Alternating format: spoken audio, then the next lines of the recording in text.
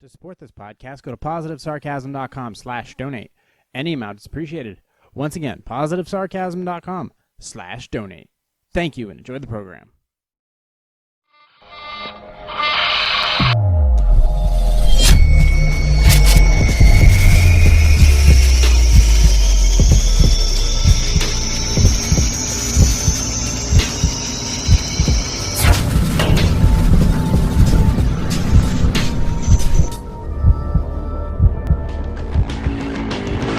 PositiveSarcasm.com, recorded here at the Spare Parts Studios. Happy Sunday, everybody. Sunday leftovers. If you're gonna check out my video, you can tell that I'm running a brand new webcam, courtesy of eBay.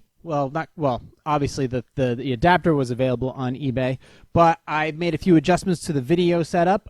You can find my icons on there, which include the subscribe to YouTube, Instagram, Facebook, and TikTok. Until the for sale falls through, and then I'll probably just get rid of that icon. But in the meantime, I'm also testing it out. I went from a Logitech CX4 series or something like that, which is not a great. It's a decent webcam. It's good for like Zoom meetings and stuff like that. But for the entire time this podcast has been running for the past year and a half, I've been using that webcam. Well, I finally made an upgrade. Now I'm running with the Sony AX33, which is actually, I've been just running a couple tests on it this past weekend. And for a mere $10, I talked about it last week, I thought it was going to be too good to be true, and it was going to be $10 down the drain. But it turns out that this adapter, this HDMI adapter, works perfectly. So, yeah, what a great little upgrade to the Spare Parts Studio. Now actually running a full-size camera for the studio. I'm really happy about that. I really am. I don't even know what the next step is going to be or how I'm going to make further adjustments. But the mere fact for just $10, I was able to make that really tiny adjustment. I'm really pleased about that. And once again, a little tiny upgrade for a little bit of money goes a long way in quality. So in the meantime, yeah, you can find me on all social media if you check out the video feed, which is available on YouTube and on Facebook. Sorry, I've been stuck in video editing land, as you know, for the past week and a half now. Due to some opt-outs, I have to delay the final draft submission of it for another day or two, but I'm pretty confident that I will have, as long as I get the go-ahead, I will have another video out early this week, and then I can move ahead to my next two projects, which will definitely be more concept-based, going back to the roots of what I want to do and the things I want to put out there, just for my own self-gratification, basically.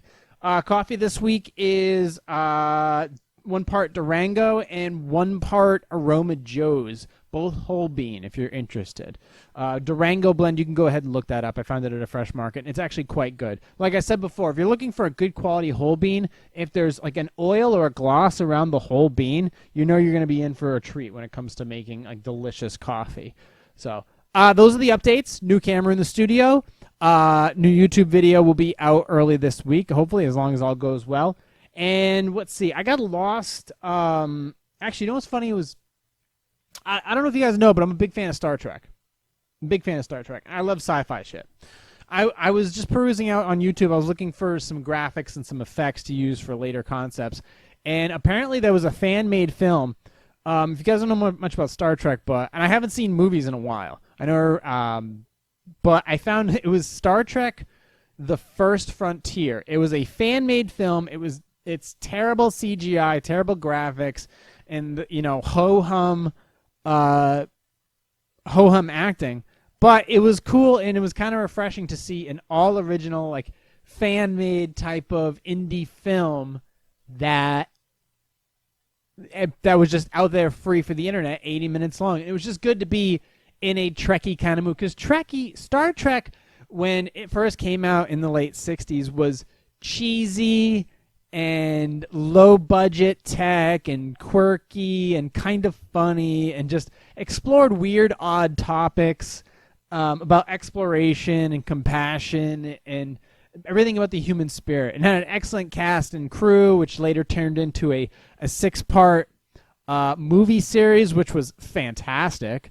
William Shatner's still alive too, but I loved the show. I loved the 6-part. I loved the 6 movies that came out afterwards, all starring William Shatner. I was a big fan of those, but it's called, if you want to look it up, if you're just in a quirky, low budget, cheesy Star Trek type of mood, which a lot of you are Star Trek fans, you can go and check out Star Trek: The First Frontier. It will remind you quite a bit of the original Star Trek TV shows.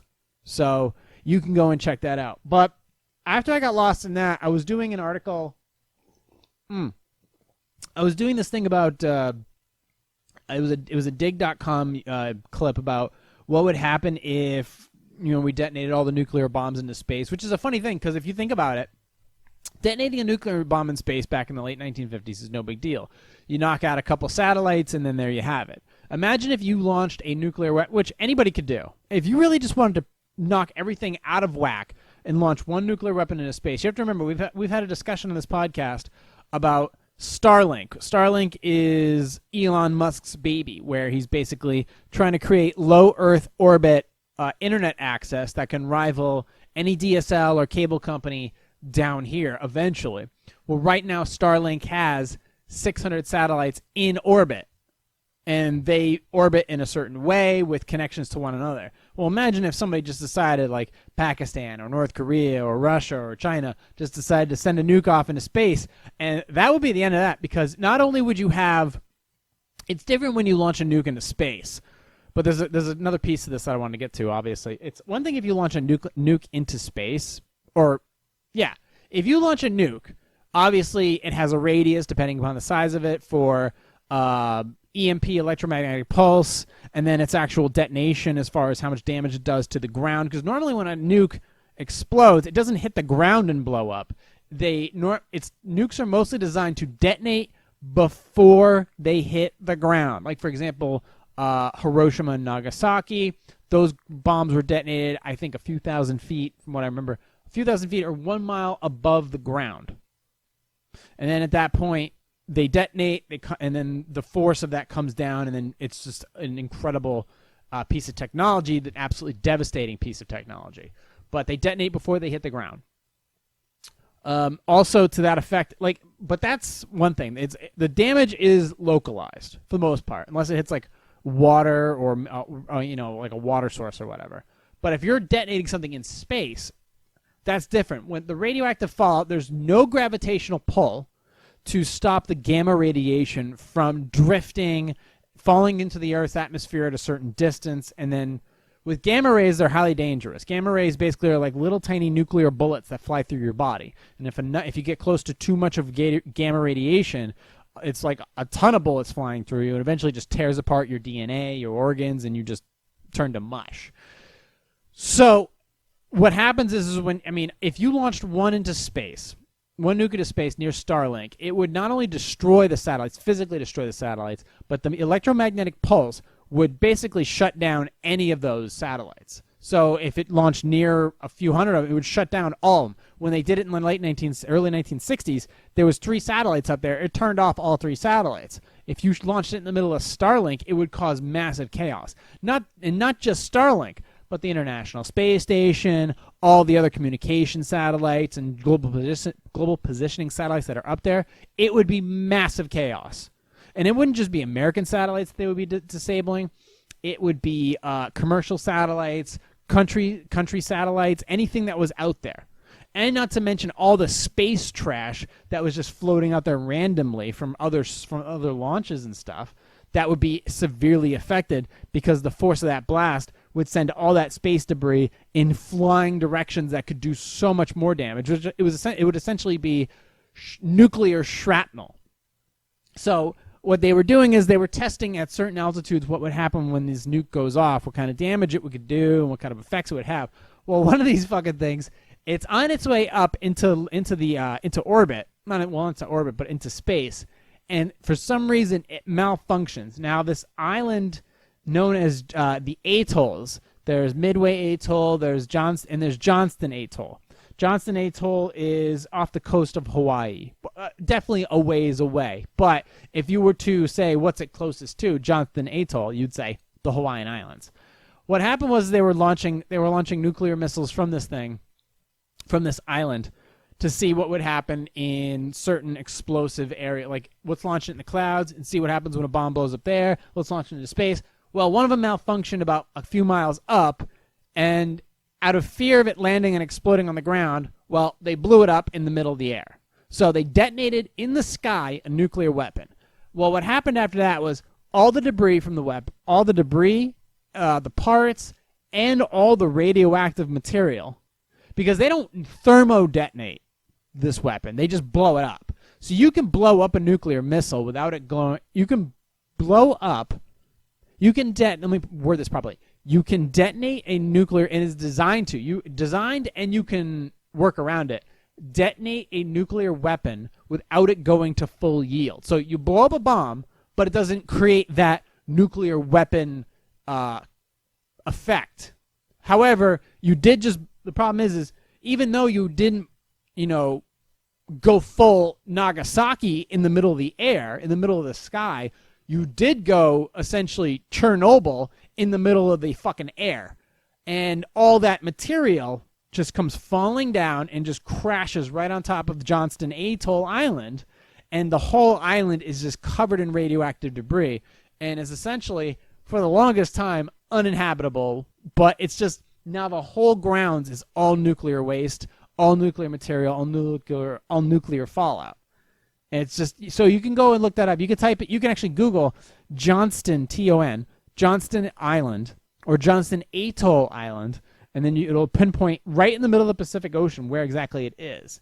Some notable areas where it's near: Hawaiian Islands, Midway, which was one of the most notable battles in World War II, and then there's the Marshall Islands. And then the closer you get to, let's see, let me zoom out a little. Get out of here. Let's zoom out a little bit. No, it's right in the middle of the ocean. It's not near anything.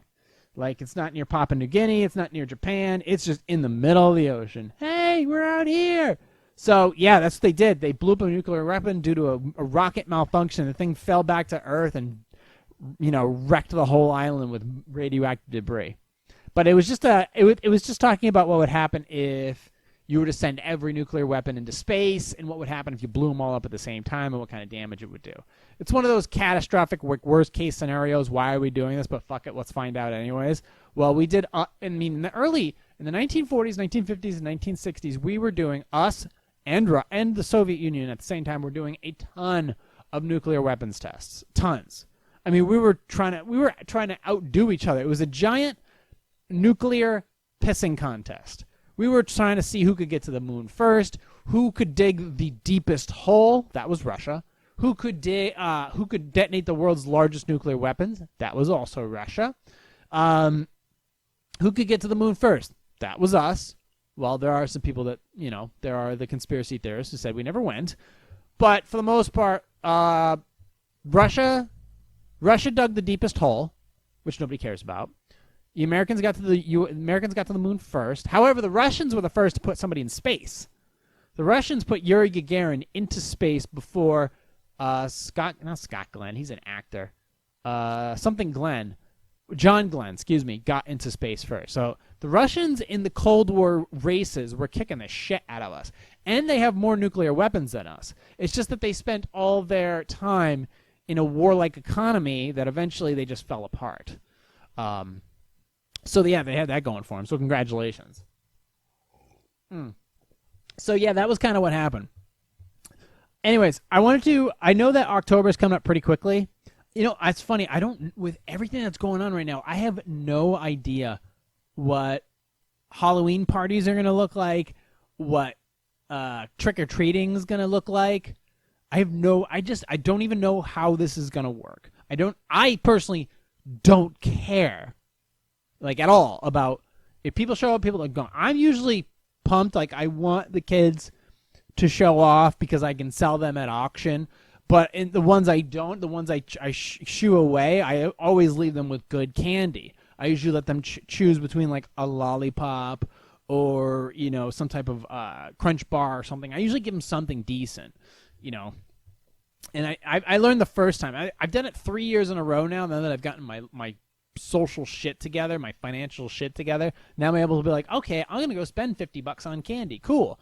I usually do pretty well, and I don't run out anymore. Like, I'm good until the very end.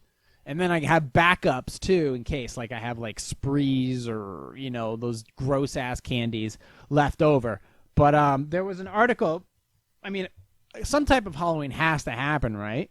I don't want to cancel Halloween just because everybody else is afraid of a little COVID. But there was on Eat This Not That, Paige Bennett dropped a bloggy poo about the 19 beloved candy bars ranked by how toxic they are. So I just want to jump into this article too. This is a short Sunday leftovers, so let's just go ahead and get right to it. When you think of favorite candy bar, you probably recall childhood memories like trick-or-treating, begging your parents for candy, blah, blah, blah. Candy bars they're no health food. No. Candy bars never were health food. Hell, protein bars aren't even health food. Shit, protein bars are basically just glorified candy bars. Here are some of the most toxic candy bars on the market, ranked from bad to the absolute worst. You can get fun-sized bars, but more on what exactly goes on when you eat certain foods, we check out. Okay, so Eat This Not That is like a great food blog website, so if you can pick and choose what you want there, just go to eatthis.com. But they say number 19 is $100,000. Now I'm going to tell you, do I like this candy bar? Will I eat it? Yes or no as well. So number 1 is $100,000. Even the last, 8 grams of fat, 90 milligrams of sodium, 31 grams of carbs, 1 gram of protein, 22 grams of sugar. Even the last item on this list clocks in at 200 calories, which would be better than allocated towards a healthy fueling snack that won't leave you with a sugar crash. So, for example, like a serving of olive oil is 120 calories. So $100,000 is 200. The $100,000, 22 grams of sugar. So if you decide to indulge, it's best to recommend to overcome a sugar crash by consuming healthy sources of protein. Reese's Take 5. Reese's Take 5 is like a newcomer. $100,000 have been around for about 2 million years. Reese's Take 5, 210 calories, 11 grams of fat, 210 milligrams of sodium, and 26 carbs, 26 grams of carbs, gram of fiber. Ooh, yeah, that'll get you through the day. And 18 grams of sugar, 3 grams of protein. If you aren't familiar with Reese's Take 5, this candy bar has 5 main components: peanuts, peanut butter, pretzels, caramel, and chocolate. You could probably make something like that for yourself at home. That is each high in calories, sugar, fat, and combination of the 3. Although these ingredients can be enjoyed separately in moderation, combining them all into a monstrous candy bar spells disaster for your health. I would agree. Would I eat it? Yes, I would. Absolutely. Heath bar is an absolute yes, I would eat. I love Heath bars, especially Score bars. So 210 calories, 13 grams of fat, 140 milligrams of sodium, 24 grams of carbs, 24 grams of sugar. Around since 1914, Heath bars are a longtime favorite, consisting of toffee and milk chocolate. That's it. Considering that toffee itself is made with butter and caramelized sugar, so good. It is unsurprising that this candy bar is so high in sugar. Heath bars have also more fat than several of the candy bars on the list because it has butter in it. So, number 16, Caramello. Will I eat a Caramello made by Cadbury? Yes, I was actually a big fan of Caramello when I was younger. 1 bar, 210 calories, 9 grams of fat. So it also tells you grams, how saturated the fat is. So 5 of those 9 grams of fat are saturated. Saturated fat's not a bad thing. It's just, it depends on how you're using it. And in a candy bar, well, all right. 45 milligrams of sodium. Sodium doesn't matter to me. Not at all. Sodium's not an issue.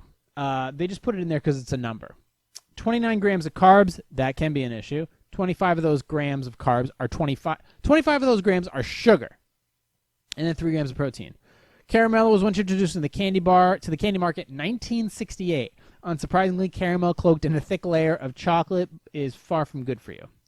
So this is a new one. So everybody's familiar with Kit Kat, but they got one called the birthday cake. Birthday cake, depending upon how you eat it, in what form or how the quality of how it's made, whether it's in ice cream or in a protein bar or what have you, can be hit or miss.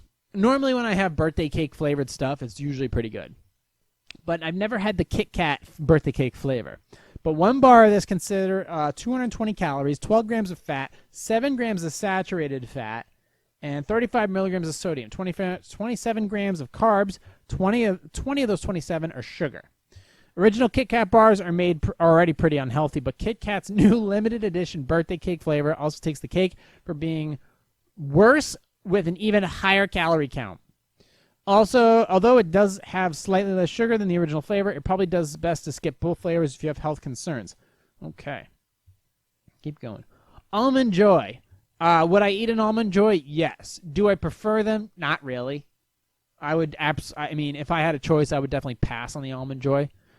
One bar is 220 calories, 13 grams of fat, 50 milligrams of sodium, 26 grams of carbs, 21 of those grams are sugar, 2 grams of protein, and 2 grams of fiber because it's got coconut in it. Almond Joy was introduced in 1945 as a spin-off to Mounds.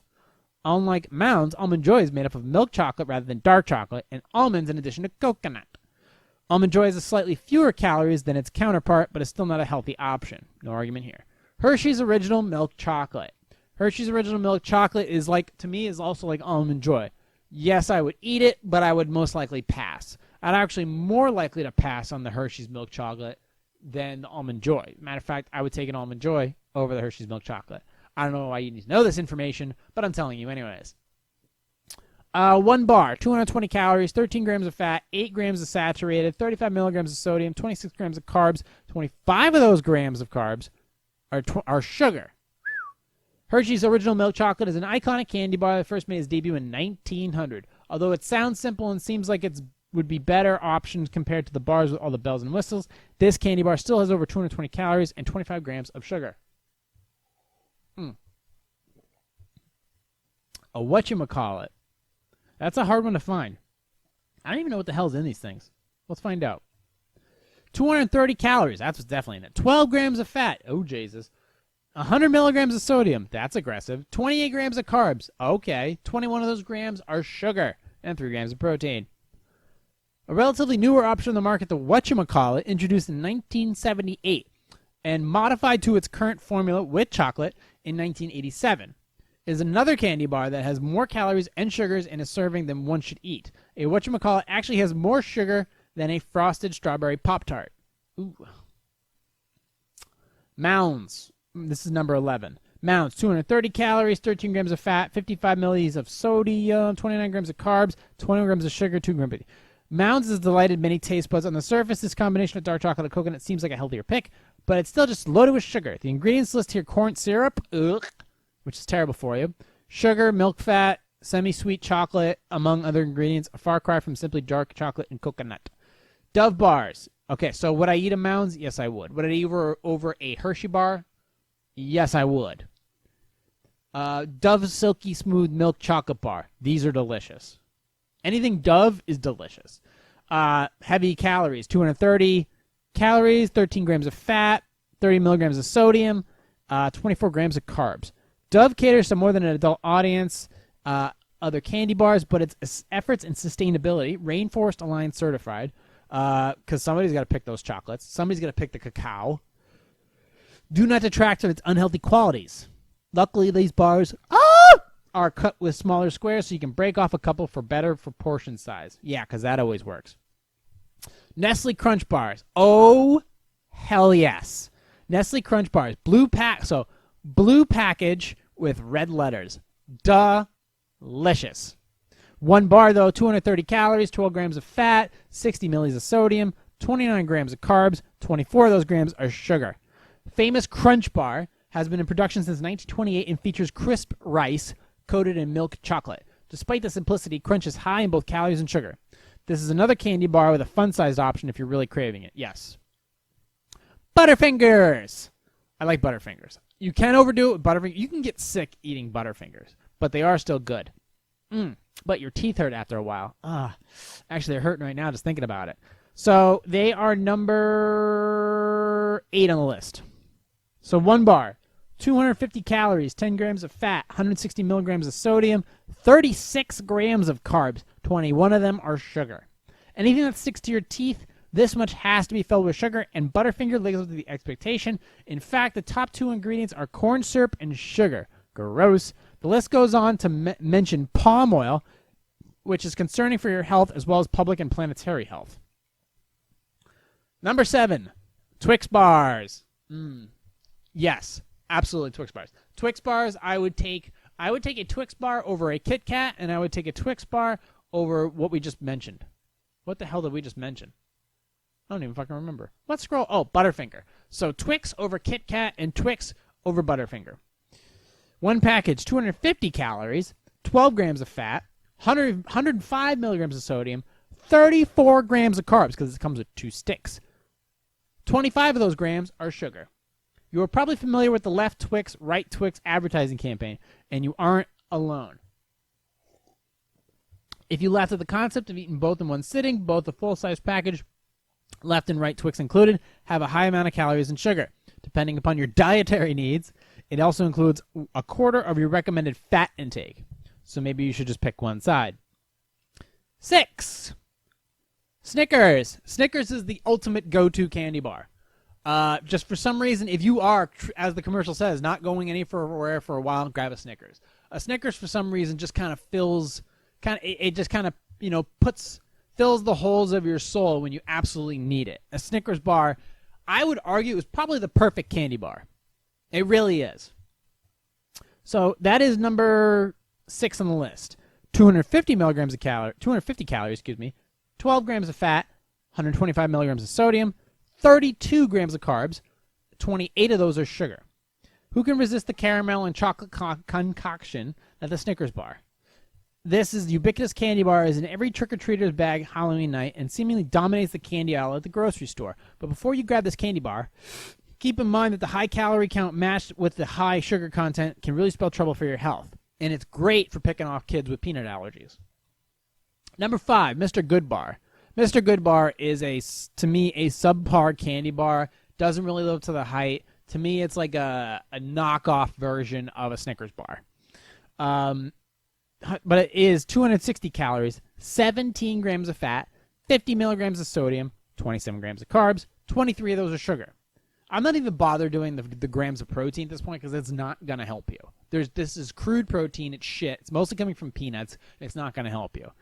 Mr. Goodbar joined the Hershey's lineup in 1925 and was even marketed as a nutritional lunch option during the Great Depression because it included peanuts. After that, you take a drag of your cigarette, and you're good to go. But even the peanuts pose a health problem. They are coated in fat and fried. Ooh, okay. Oh, okay. We've been experimenting with a peanut bar, peanuts being a popular product with the American people, unquote, explained Samuel Hinkle, developer of Mr. Goodbar, in a 1975 interview. We decided we better use Spanish peanuts rather than Virginia peanuts. We came up with the Spanish peanut, a small round peanut with a very little red shell on the outside, and called it roasted. But we really were frying the peanuts in fat, combining them with our milk chocolate. At 260 calories, you're much better off skipping it and munching on a handful of plain peanuts. But it's not the same. Number 4, chocolatey Payday. Payday to me is definitely the knockoff of the Snickers bar.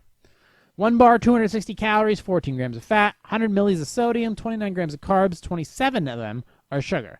Recent years, companies have been reinventing classic candy bars, but that isn't always a good thing. Payday, which was around since 1932, is a prime example. In 2020, Hershey's launched the chocolatey one. The new candy bar adds a chocolate coating, plus 20 more calories and 6 more grams of sugar to the original candy bar. If you have to choose between the two, they say stick with the original. Number 3, Baby Ruth. Baby Ruth. I don't eat these much. I don't even think I like them all that much. I have a feeling I know which one is going to be number 1. It's coming up, and it's probably my least favorite candy bar. But let's just keep going. One of them is probably my favorite, and the other one's probably my least favorite. Okay, so here's this one. Baby Ruth. 260 calories, 12 grams of fat, 7 grams of saturated, 130 milligrams of sodium, 35 grams of carbs, 28 of them are sugar. Baby Ruth candy bar has been a fan favorite since 1921 for nearly 100 years. What's in them? This popular candy is one of the highest calorie counts of all candy bars, and it's definitely not skimping on sugar either. It says peanuts, rich caramel, and smooth nougat. I'm a big fan of nougat. But to me, when it comes to a Baby Ruth versus a Snickers, Baby Ruth comes in a distant second. Number 2. All right, I have to admit, I'm a huge fan of number 2. I'm a huge fan of the dark chocolate version, and I'm an even huger fan of the ice cream version of this. This is one of my favorite all-time candy bars for some reason. But the dark chocolate one blows me away. This is at number 2.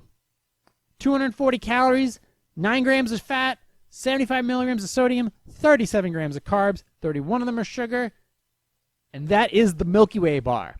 In the candy bar universe, the Milky Way is one of the worst options you can eat. 31 grams of sugar in this candy bar is 3 times the amount of sugar you'd find in one glazed donut. According to Harvard Medical School, which is run by China, added sugar can increase your risk of heart disease. That's the biggest culprit you'll find on many candy bars, and even surprising foods you never thought would be packed with sugar. Number 1, my least favorite candy bar. The one, if you offered it to me, I would actually consider turning it down. 240 calories, 7 grams of fat, 95 milligrams of sodium, 42 grams of carbs, 36 of them are sugar. Three Musketeers is no friend to your health, as it claims the number 1 spot as the worst candy bar. Although it is slightly lower in calories than a few other contenders, a full-size Three Musketeers bar comes in top of the unhealthiest candy bar thanks to a whopping 36 grams of sugar in one serving. The American Heart Association recommends a maximum of 36 grams of sugar in a day. Usually about 40 to 50 milligrams of sugar will trigger a massive insulin spike and pretty much shut you down for the day. Blows your sugar budget for the day. Now imagine giving this candy bar to a child. So the thing with the Three Musketeers I really just don't like, there's no contrast to it. So you get this weak chocolate on the outside, you get some type of creamy middle, but you get no crunch. You get no crunch and you get no difference in flavor. With a Milky Way versus a Three Musketeers, a Milky Way has more delicateness to it. It's more decadent. It has a better quality of flavor to it. It's contrasted properly, and it's even more contrasted when you eat the dark chocolate version of the Milky Way. With the Three Musketeers, it's just you take one big bite of it, and you're just like, all right, I'm good with this one bite. It's almost, even if you had the small version of it, it's still not really even worth eating. So out of all these candy bars, even the original Hershey's bar, I would take over a Three Musketeers. I see no value in a Three Musketeers. I think it's just too much. I'd rather pull my teeth out with a Charleston Chew than even go near a Three Musketeers. So we're at 33 minutes. I'm going to close up shop for today. If you have more questions or comments about the Eat This Not That article about candy bars coming up, or which ones you think I would recommend for Halloween, go ahead and hit me up, positivesarcasm@outlook.com. You can subscribe to my social media channels. Check out the YouTube channel, Positive Sarcasm and Positive Sarcasm Podcast. And I'll have a final product available on my YouTube channel for Oceanside Part 2, or hopefully later this week. I'm going to go back to editing that once I finish uploading the podcast. But we're at 34 minutes. I'm done for the day. You could subscribe to this podcast through iTunes, Stitcher, Google Play Music, Spotify, iHeartRadio, TuneIn, Podcast Addict, anywhere, Spotify, iHeartRadio, anywhere, Podbay, CastBox, anywhere where podcasts are available. You can also stream it through my website at positivesarcasm.com, and of course find my YouTube channel, Positive Sarcasm Podcast, if you just want to watch the video. I'll go ahead and edit it with the brand new camera that I'm using for it. Go ahead and check that out. Until then, thank you for listening, watching, and subscribing. I will talk to you all next week. If you have any questions or comments, just email me through my website or support the channel any way, shape, or form you can. Posing music, questions, comments, movie reviews, whatever. If you're a Trekkie fan, you like Star Trek, go ahead and check out Star Trek The First Frontier. It's available out on YouTube now. And I don't even know how many people have seen it, but probably plenty. And wait for my new video to drop later this week, and then wait for more video concepts to drop on my regular YouTube channel. But thank you for listening, watching, and subscribing.